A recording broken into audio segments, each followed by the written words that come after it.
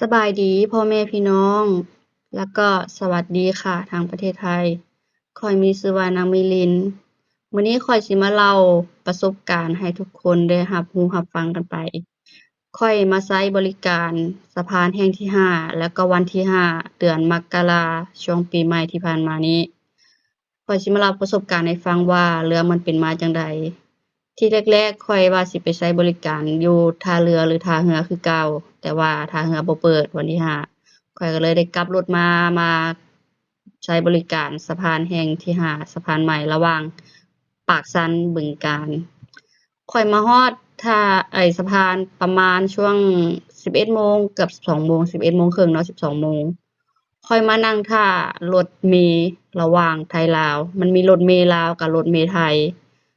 ข้อยมานั่งท่าอยู่ประมาณ2ชั่วโมงเกือบ3ชั่วโมงข้อยก็เลยว่าอ้าวเป็นหยังคือท่าโดนแท้เพราะว่าถามหลายๆคนเขาบอกว่ามันมีรถเมล์แค่2คันมีรถเมล์แค่2คันระหว่างไทยกับลาวโอ้โฮข้อยเลยว่าเป็นหยังคือเฮ็ดจั่งซี้เบิ่งคนท่ากันเป็น100 200-300คนท่าโดนแท้โดนว่าก็เลยนั่งท่าไปข้อยก็ถ้าคนบ่ร้อนใจก็บ่เป็นหยังแต่ข้อยร้อนใจเพราะว่าข้อยจองรถตู้ไว้ข้อยจองรถตู้ไว้ข้อยย้านข้อยตกรถ เพราะว่าคันตกรถแล้วต้องได้เปิดโรงแรมนอน เพราะว่าถ้าคิดว่าซื้อตั๋วขึ้นใหม่อาจสิรถเต็มหั้นนะช่วงปีใหม่มันรถเต็มอยู่แล้วอันนี้ข้อยสิเล่าประสบการณ์เรื่องการเสียเงินเด้อตอนที่เสียเงินอยู่ทางลาวน่ะประทับตาเสียอยู่20,000ประทับตาเสียอยู่20,000แล้วก็ผ่านสะพานผ่านประตูออกมาเสียอยู่10,000มันสิมีคนตรวจตาตรวจเอกสารหาเสีย10,000พอเราเสีย10,000แล้วก็ย่างมาซื้อตั๋วรถขึ้นน่ะซื้อตั๋วรถขึ้นคนละ15,000ถ้าเป็นเงินบาทก็20บาท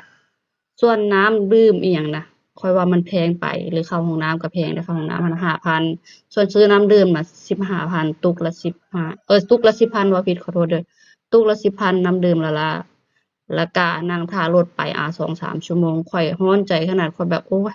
สิตกรถคักๆแหละบัดทีนี้พอข้อยไปฮอดประเทศไทยปึ๊บไปฮอดประเทศไทยต้องไปกรอกเอกสารอีกพวกเจ้าไปรอคิวท่าคิวกรอกเอกสารก็ใช้เวลาเป็นชั่วโมงต้องรอคิวว่าเจ้าไปนะช่วงคนน้อยคนหลายแต่ว่ามันต้องคนหลายอยู่แล้วเพราะว่ารถเขาเพื่อสิมารับน่ะเขาท่าให้ทั้งคนไทยน่ะรถคนเต็มรถแล้วเขาจั่งข้ามมาลาวถ้าเจ้าไปถึกช่วงที่รถลาวออกมาก็สิไวแหน่แต่อันนี้แบบเขาต้องรถทางไทยสิข้ามมาน่ะรถต้องคนต้องเต็มรถจั่งข้ามมารับเอาเราอันนี้ข้อยก็ไปนั่งกรอกเอกสารกรอกเอก